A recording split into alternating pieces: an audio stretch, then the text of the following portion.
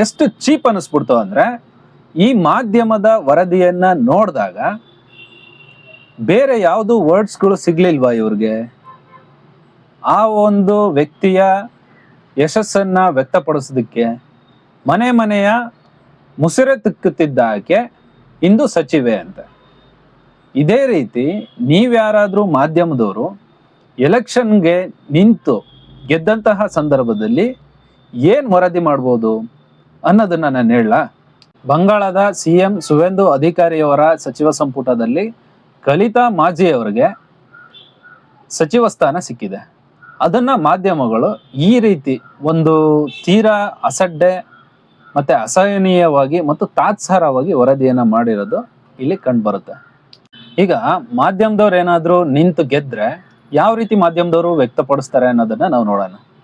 ಬರೀ ಸುಳ್ಳನ್ನೇ ಹೇಳುತ್ತಿದ್ದ, ಕೋಮುವಾದವನ್ನೇ ಬಿತ್ತುತ್ತಿದ್ದ, ವಿಷಬೀಜವನ್ನೇ ಬಿತ್ತುತ್ತಿದ್ದ, ಬಾಯಿ ಬಡಿದುಕೊಳ್ಳುತ್ತಿದ್ದ ಕೆಟ್ಟ ವ್ಯಕ್ತಿ ಇಂದು ಸಚಿವರಾಗಿದ್ದಾರೆ ಅಂತ ಹೇಳ್ಬಿಟ್ಟು ನೀವು ಬರ್ಕೋತೀರಾ?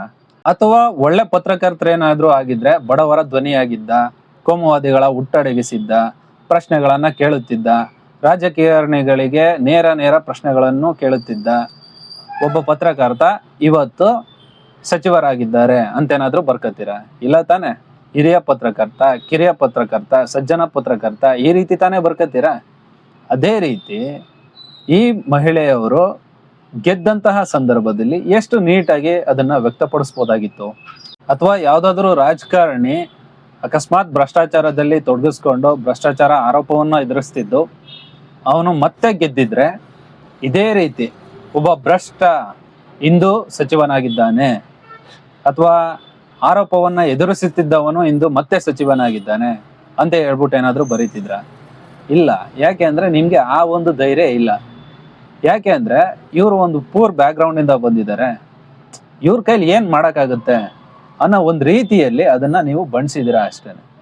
ಅದೇ ಒಬ್ಬ ಭ್ರಷ್ಟ ರಾಜಕಾರಣಿ ಅಥವಾ ಭ್ರಷ್ಟ ಈ ರಾಜ್ಯದಲ್ಲಿ ಈ ದೇಶದಲ್ಲಿ ಗೆದ್ದಂತಹ ಸಂದರ್ಭದಲ್ಲಿ ಅದೇ ರೀತಿ ವ್ಯಕ್ತಪಡಿಸಿ ಧೈರ್ಯ ಇದ್ರೆ, ಇಲ್ಲಿ ಯಾರಿಗೆ ಪವರ್ ಇರುತ್ತೆ ಅವರನ್ನ ತುಂಬಾ ಸೂಕ್ಷ್ಮವಾದ ಪದಗಳಲ್ಲಿ ಬಣ್ಸೋದು, ಮತ್ತೆ ಯಾರಿಗೆ ಪವರ್ ಇರಲ್ಲ, ಬ್ಯಾಕ್ ಗ್ರೌಂಡ್ ಇರಲ್ಲ, ಅವ್ರನ್ನ ಅತಿ ಕಠಿಣ ಮತ್ತೆ ಕಠೋರವಾದಂತ ಪದಗಳಿಂದ ವ್ಯಕ್ತಪಡಿಸೋದನ್ನ ಮಾಧ್ಯಮಗಳು ಬಿಡ್ಬೇಕಾಗಿದೆ.